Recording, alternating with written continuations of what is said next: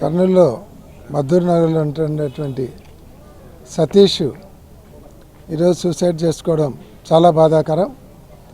గట్టు తిలక్ అనేటువంటి వ్యక్తి అతన్ని మానసికంగా వేధించి పోలీస్ స్టేషన్లో ఆయన వచ్చేసి మంత్రిగా అయినటువంటి హాస్పిటల్ గౌరీగోపాల్ హాస్పిటల్లో పనిచేస్తారు. అది టీజీ భరత్ గారి హాస్పిటల్. ఆయన మంత్రి గారి ద్వారా మంత్రి గారి పిఎల్తో ఫోన్ చేయించుకొని ఆ పోలీస్ స్టేషన్లో ఈ అబ్బాయిని పెట్టేసి ఈ అబ్బాయిని 2 రోజులు పోలీస్ స్టేషన్లో తిప్పి ఇప్పటికి కూడా ఈ అబ్బాయి సెల్ ఫోన్ వచ్చేసి 3 టౌన్ పోలీస్ స్టేషన్లోనే ఉంది. 5 రోజులుగా స్టేషన్ పిలిపించి వేధించడము, ఇతన్ని అనవసరంగా ఇబ్బంది పెట్టడము, గట్టుతులకు తనకున్నటువంటి మంత్రి గారి ఇన్ఫ్లుయెన్స్ని ఉపయోగించి ఈరోజు ఇతన్ని వేధించడం వల్ల సూసైడ్ చేసుకున్నాడు. సూసైడ్ నోట్ కూడా క్లియర్గా రాసినాడు. కాబట్టి ఖచ్చితంగా అతని మీద చర్యలు తీసుకోవాలి. అధికార పార్టీ వాళ్ళని అండబెట్టుకొని ఇటువంటి అకృత్యాలకు పాల్పడి ఇట్లా మానసికంగా వేధించి ఆత్మహత్య చేసుకునేటువంటి స్థాయికి తీసుకొని రావడము చాలా బాధాకరం. కాబట్టి మేము దీన్ని తీవ్రంగా ఖండిస్తున్నాం. దీనికి మూల్యం చెల్లించుకుంటారు. ఖచ్చితంగా దీని మీద డిపార్ట్మెంట్ కూడా యాక్షన్ తీసుకోవాలి. పోలీస్ డిపార్ట్మెంట్ నిష్పక్షపాతంగా యాక్షన్ తీసుకోవాలి. దీంట్లో ఎవరో మహేష్ అనే కానిస్టేబుల్ కూడా ఇతని మీద ఎక్కువ ఒత్తిడి తీసుకొని వచ్చానని చెప్పడం జరుగుతుంది. కాబట్టి వెంటనే దీని మీద ఎంక్వైరీ చేసి సంబంధిత వాళ్ళ మీద కేసు పెట్టి యాక్షన్ తీసుకోవాలని డిమాండ్ చేస్తూ ఉంటాం. ఇప్పుడు మా ఫ్రెండ్ సతీష్ అని ఉన్నాడు. అతను ఒక అమ్మాయిని లవ్ చేస్తున్నాడు గత 10 ఏళ్ళుగా. వాళ్ళు వీళ్ళది సొంత ఇల్లు. అమ్మాయి వాళ్ళు 2011లో ఆ ఏరియాకి వచ్చారు. 2016లో ఒప్పుకుంది. తను ఒప్పుకొని ఆఫ్టర్ 10 ఇయర్స్ ఇంతవరకు బాగానే జరిగింది. బయటికి పోయినారు, తిరిగినారు, గిఫ్ట్లు ఇచ్చుకున్నారు, అన్నీ చేసినారు. ఇప్పుడు 1 మంత్ క్రితం ఏమైందంటే వాళ్ళ గౌరీగోపాల్లో కొత్త సూపర్వైజర్ వచ్చారు. అతను కొద్దిగా ఇన్ఫ్లుయెన్స్ ఉన్న వ్యక్తి టీడీపీలో. ఆయన పేరు గట్టు తిలక్ ఆయన పేరు. ఆయన వల్ల ఆయన కల్పనకి కాల్ చేశాడు. కల్పన అంటే వాళ్ళ ఫ్రెండ్ లవర్ పేరు. 3 గంటలకి కాల్ చేస్తే సత్తికి ఆ విషయం ఎట్లనో తెలిసింది. సత్తి ఎందుకు కాల్ చేసావు, ఆ టైంలో ఏం అవసరం అని కొద్దిగా అడగడం జరిగింది. అట్లా అడిగితే నీకెందుకు, నేను మాట్లాడితే నా పర్సనల్ లైఫ్లో నువ్వు ఎందుకు వస్తున్నావు, ఇంకా గట్టిగా అడిగే కొద్దీ ఏమనేది లేదు, మా నాన్నకి జాబ్ కోసం ఆయన పేరున్న వ్యక్తి కదా జాబ్ ఇప్పిస్తాడని చెప్పి అంటే నేను మాట్లాడుతున్నాను అని. అప్పుడు కూడా చెప్పినాడు, జాబ్ ఇప్పిస్తా అంటే ఆ టైంలో ఏం అవసరం, ఆ అమ్మాయి కన్నా పగళ్ళు మాట్లాడాలా, ఆ టైంలో ఏం అవసరం అన్న. ఇప్పుడు అవి ప్రూఫ్స్ మీకు ప్రొవైడ్ చేయాలన్నా మొన్న పోలీస్ స్టేషన్కి సత్తిని తీసుకొచ్చారు. యాడ్ నుంచి గౌరీగోపాల్ కాడి పోయినాడు. ఆయన మెడికల్ రిప్ అంటే ఇప్పుడు హాస్పిటల్స్ పోయి డాక్టర్ని కలిసేది అది ఇది అంటది. అక్కడికి పోతే వాళ్ళు తప్పుగా ఊహించుకొని తనని హరాస్ చేయనిక వచ్చినాడేమో అని అనుకొని అప్పుడు అక్కడి నుంచి తీసుకొచ్చినాడు. అండ్ ఇంకొకటి, నేను కరెక్ట్ వాళ్ళు అరెస్ట్ చేసే ఒక 2 మినిట్స్ ముందు కాల్ మాట్లాడినా. లేదు ఇట్లా నేను డాక్టర్ని కలవనికపోతున్నాను, ఇప్పుడు మాట్లాడలేను అన్నాడు. నా ఫోన్ కట్ అయిన ఒక 2 మినిట్స్ తర్వాత పోలీస్ వచ్చాడంట. వచ్చి ఇట్లా మీ పైన గట్టు తిలక్ అనే వ్యక్తి ఇది కంప్లైంట్ ఇచ్చారు, మిమ్మల్ని పోలీస్ స్టేషన్ తీసుకుపోతున్నామని ఫస్ట్ హ్యాండ్లో ఉన్న ఫోన్ గుంజుకెనాడు. అప్పటికే సతీష్ నాకు మెసేజ్ చేసినాడు, ఇట్లా పోలీసులు వచ్చినారు అని. అది కూడా డిలీట్ చేసేసినారు, నాకు కనిపించకుండా సతీ ఫోన్లో నుంచి డిలీట్ చేసినాడు.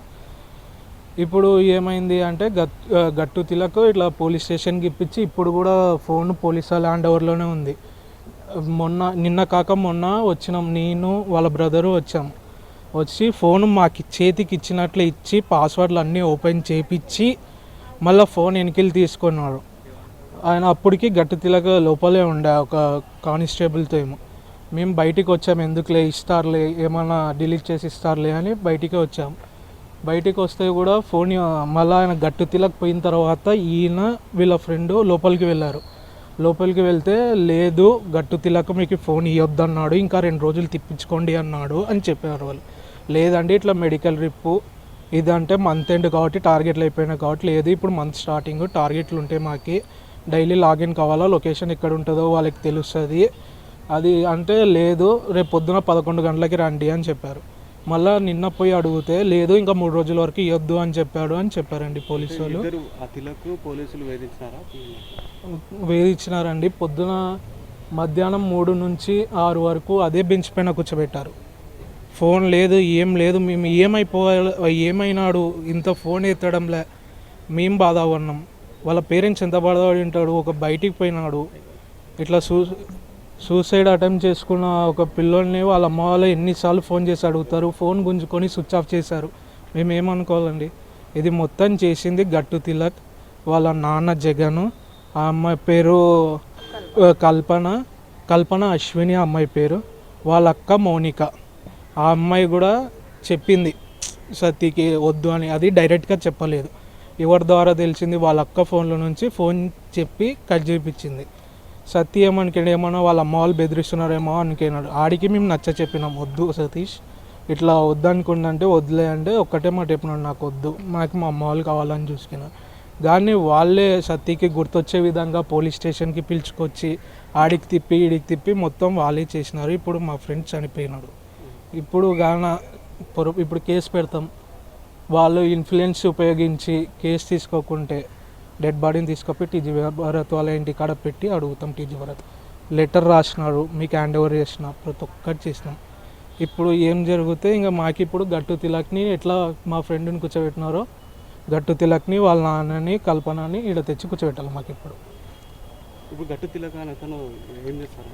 ఆయన టీడీపీకి ఏదో కొద్దిగా ఉన్నత స్థాయిలో ఉన్నాడు అని విన్నాం, మాకు కూడా తెలియదు ఇంతవరకు.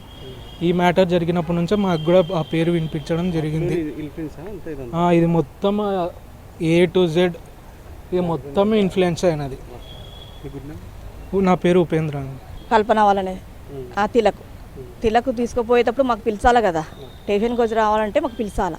నేను మధ్యాహ్నం ఫోన్ చేసిన, అమ్మ నేను డ్యూటీలో ఉన్నానమ్మా వస్తానులేమ్మా అన్నాడు. మళ్ళీ సాయంత్రం చేస్తే స్విచ్ ఆఫ్ వచ్చింది. మళ్ళీ ఒకసారి చేసిన, రింగ్ అవుతుంటే ఎత్తుకోకున్నాడు, ఏమబ్బా వీడు అనేసి నాన్న డ్యూటీకి పోయినాడు. నేను ఒకదాన్ని ఇంట్లో ఉన్నా, ఏమి వీడు ఇంకా ఎత్తలేదు నాకు అనుకుంటా మళ్ళీ చేసిన. అంటే వస్తుంటాడేమో బండి మీద, ఎందుకు ఇది చేయాలి అనుకుంటా చేస్తే కూడా మళ్ళీ 8:30కి చేసిన నేను. అప్పుడు కూడా రింగ్ అవుతుంది ఎత్తట్లేదు, ఏమి వీడని మళ్ళీ మా పెద్ద బాబుకి చేసిన. మా బాబు కూడా ఎత్తలేకుంటే వీళ్ళు ఎవరు ఎత్తకోకున్నారు ఫోన్ ఏమి అని అనేసి మా చిన్న బాబు హైదరాబాద్ ఉన్నాడు, వానికి చేసిన. అంటే అమ్మ నేను చేసి కనుక్కుంటాలేమ్మా, ఎందుకు ఎత్తలేదు, నువ్వేం టెన్షన్ పడకలేనని 8:30 వరకు చెప్పినాడు. 8:30 9:15 అయింది. 9:15కి స్విచ్ ఆఫ్ అయింది ఫోన్. నేనేమనుకున్నప్పటికి కూడా ఇంకా పొద్దున్నుంచి పోయినాడు కదా, ఛార్జింగ్ పెట్టుకోలేదేమో, అందుకే స్విచ్ ఆఫ్ అయిందిలే అని వీళ్ళ నాన్నకు ఫోన్ చేసిన.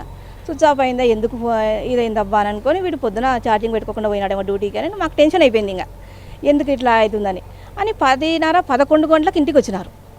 ఇంటికి వస్తే కూడా అప్పుడు కూడా మాకేం చెప్పకోకుండా ఏమైనా ఫోన్ ఏమైంది అని అంటే ఇంట్లో ఏం చెప్పుకోకుండా నాకు మళ్ళీ ఉదయం చెప్పినారు, ఇట్లా జరిగిందమ్మా, వాడు ఎవరో తీసుకున్నాడు ఆ పిల్లోడు అని. నా తిలక ఏమో అని వాళ్ళు స్టేషన్ కాడికి వచ్చినట్టు నేను అడిచిన పొద్దున.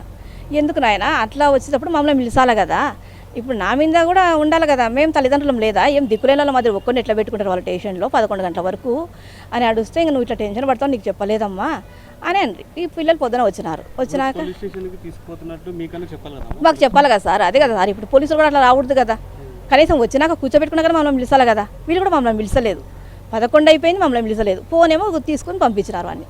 ఒకవేళ నా కొడుకుని ఏమైనా చేసి కూడా అంతే కదా పోలీసులు కూడా. ఆ తిలకు పరపడ ఉందని ఈరోజు నా పిల్లోని తిప్పుకుంటాడా?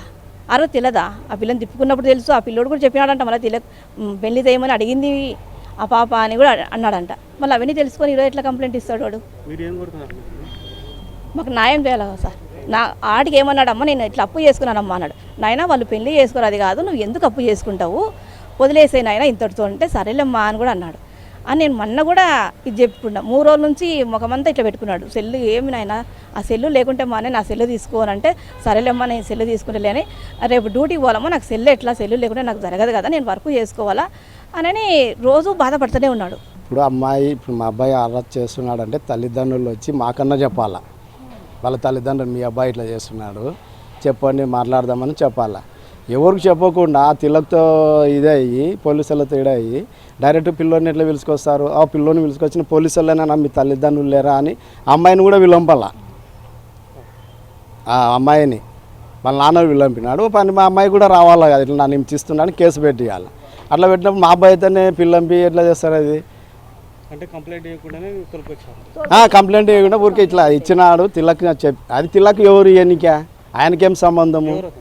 అదే ఎవరు అతను? వీళ్ళకి బంధువు కాడు, బంధువు కూడా కాదు అతను. అతను ఇన్ఛార్జ్ ఉంటాడు ఆడ గౌరగోపాల్లో ఆ తిలక్ అనే వ్యక్తి. ఆ వ్యక్తికి వీళ్ళకి ఎటువంటి సంబంధం లేదు. మా అబ్బాయి ఏం చెప్పినాడు, నేను అడిగింటే మా నాయన ఫ్రెండ్ అని చెప్పినాడంట ఆ అమ్మాయి. ఈయన ఎట్లా తెలుసు అంటే మా నాయనకు ఫ్రెండ్ ఎప్పుడో నాకు సాయం చేసినాడు, దానివల్ల మా నాయనకు పరిచయం అయినాడని కూడా చెప్పిందంట అమ్మాయి. అంటే అప్పుడు వాళ్ళ నాయన వాళ్ళ అమ్మలు ఇవాళ కంప్లైంట్, వాళ్ళ ఆయన ఏం నోరెత్తలేదంట, మొత్తం ఇతనే మాట్లాడుతున్నాడంట. ఎవరు? తిలక్ అనే వ్యక్తి. ఏమన్నాడంట, నీవు మెడికల్ రేపు కదా ఎట్లా చేస్తే నీ జాబ్ కూడా ఈ మేలు పెట్టి నీ జాబ్ తీపిస్తాను, నువ్వు బయట కూడా తిరగలేవని కూడా అంటే అది ఆయన అనాల్సిన అవసరం ఏంది? ఆయనకు సంబంధం ఏంది? ఏమన్నా వాళ్ళ తల్లిదండ్రులు వచ్చి మాతో మాట్లాడాలి. మమ్మల్ని కూడా పిల్లంపాలి వీళ్ళు పోలీసులు కూడా వచ్చినప్పుడు అని మీ తల్లిదండ్రులు పిలిచిపోండి ఇట్లా వాళ్ళని కూడా పిలుపండి. వెళ్ళా ఒక్కరి సైడ్ ఎట్లా ఇది చేస్తారు వాళ్ళు? మీరేం కోరుతున్నారు? మీకేం కావాలి? ఆ తిలక అనే అబ్బాయిని ఆ మంచి అతన్ని దానికి సాగు కారణము ఆ తిలకు వాళ్ళ ఆయన ఆ పాపే. కేసు కావాలంటారా? కేసు కావాలి, కేసు కావాలి అమ్మాయికి. తప్పు చేసుకొని ఇంత బాధపడితే ఈరోజు వదిలేసిపోతే నా పేరు బీసీ బాలన్న.